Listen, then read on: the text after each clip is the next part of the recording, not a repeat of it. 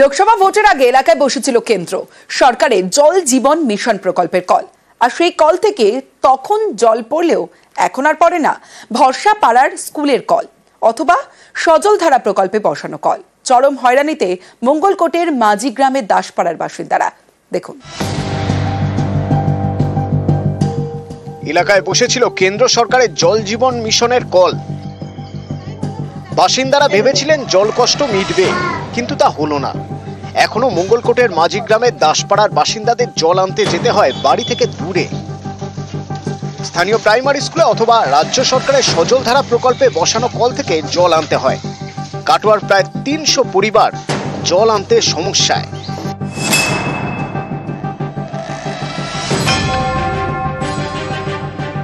কেন্দ্রীয় সরকার জল মিশন জল প্রকল্প দিয়েছিল। লোকসভা ভোটের আগে জল পেয়েছি, ভোট হয়ে চুকে গেল, জলও চলে গেল। বাড়িতে পাইপ লাইন আছে, জল আসছে না কেন? ওরা বলছে যে পাইপ লাইনে ভুল হয়েছে, পাইপগুলো সরু দেওয়া হয়েছে। যাদের বাড়িতে মোটর আছে, বড় লোকদের বাড়িতে মোটর আছে, তাদের বাড়ি থেকে জল নিচ্ছি।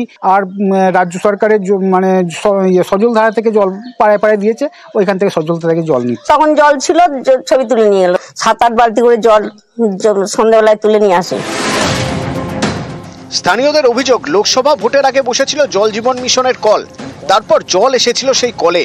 ভোট মিটতেই জলের দেখা নেই সেগুলিতে। প্রশাসনকে বলেও লাভ হয়নি।